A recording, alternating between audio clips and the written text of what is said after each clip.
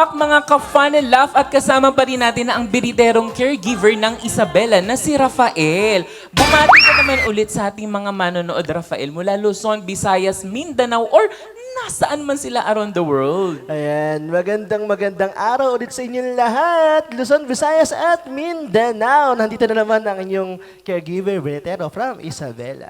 Ayan, dahil alam ko nabitin kayo sa aming unang topic, di ba kanina? Pero balita namin, hindi lamang caregiver at voice coach at stage director, kundi ikaw rin ay isang DJ. Napakadami mo namang talent. Alam mo yung mga nanonood dito, nagsasabi how to be you po. Ay, grabe. Ayan, so kwentuhan mo naman kami sa pagiging DJ. Ayan, nag-start ako niyan nung pandemic. Okay. So, kasi ako DJ ako online. 2020? Yeah. Okay. 2020, yeah. Okay. Kasi ano siya, nag-start kasi tayo ng yung naka-lockdown tayo, ganyan, Yes, sa oo. bahay lang. May nag-influence sa akin na bakit hindi ka mag-online DJ? Okay, okay. Ako, guest lang ako sa radyo, sa online radio. And then sabi sa akin nung pinaka-station manager, bakit hindi ka mag-head DJ and magkaroon ka na sarili mong segment dun sa Wow. radio? So, guest ka lang, tapos nakitaan ka na ng potensyal. Yeah. Ang galing. Nakailang guest ka muna sa mga radio station bago may nag-alok sa'yo na head ng Actually, once lang. Once lang. Ang galing. Yeah, after nung guesting ko, kinausap na agad ako. Tapos sabi sa akin, kumuha ka ng time slot mo, ganyan. Oh, okay. So, kamusta ang experience ng pagiging DJ? Actually, masaya. Kasi masaya na medyo malungkot din. Okay. Kasi ganito, sa pagiging DJ ko, naging Dr. Love ako on online radio. Yes. Sikat na sikat yan yung mga papadudots, mga Yeah, ganyan. ganun. Kasi di ba sa radyo natin dito, merong Dr. Love. So sa online radio, ako yung Dr. Love nila. So, ayun, ang nangyari nga, syempre yung mga hinanakit ng mga kababayan natin abroad, OFW, mga seaman, sila yung mga Okay. audience ko, mga listeners ko actually. Pero ano yung naging inspirasyon sa'yo na yun yung magiging craft mo? Kasi pwede namang DJ ka lang, pero bakit sa puso? Kasi noong time na yun, broken din ako. Kaya naman pa. Diba? Kasi kami, nag-a-appear din ako sa isang radio station, pero kami parang chill-chill lang. Kasi parang feeling ko, hindi ko kaya magbigay ng mga sakit-sakit sa puso. So yun pala, may pinagdadaanan ka. So you're mending a broken heart. Yeah, sabi nga nila ang galing mo mag-advise, ko pala broken din. Oo, totoo yun kasi yung mga tao daw ang gagaling mag-advise, sila pa yung parang hindi magawa sa sarili nila. Yeah. Tama? Pero kamusta yung experience mo? Marami ka bang nauto? Nauto? Marami sila. Kamusta naman sila? Wala bang nag-back to you sa'yo? Wala naman. Wala naman. Actually kasi, lagi kong sinasabi sa kanila kasi, mahalin mo muna yung sarili mo bago ka magmahal ng ibang tao.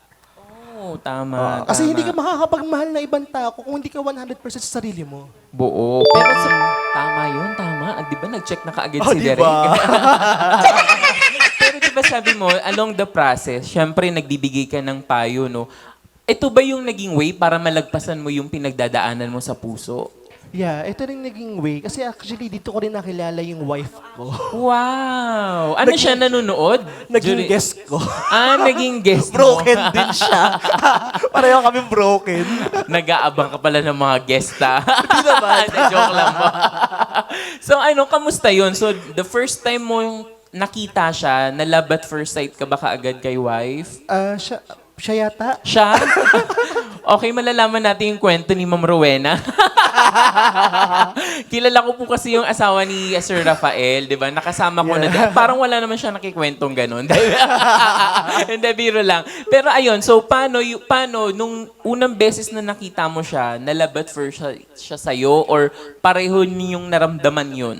Actually, siguro, parehong naging magaan yung loob namin since pareho kami ng pinagdaanan.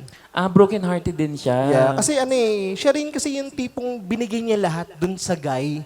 And then ako naman, ganun din. Binigay ko lahat dun sa ex ko. Sa ex mo. So, nagkaroon kami ng mutual understanding dun sa experiences namin. Okay, and ilang taon kayo na ngayon ni wife? Magto 2 years na. O, di ba? Kasal. O, di ba? 2 years na. Isipin mo yun, yung pagiging pinagdaanan niya, nag-DJ lang siya, nakilala niya patuloy yung makakasama niya habang buhay. Napakasarap naman nun. Naging forever. Forever. Tama. Ano naman ang iyong masasabi sa mga gustong maging DJ, healthcare worker, at isang singer na katulad mong ang daming gustong pasukin or side hustle? Paano mo na pag-iisa yun? Ano yung gusto mong ipayo sa kanila? Ayun, basta na lang, pray lang kay God. Kasi lahat planado ni God yan.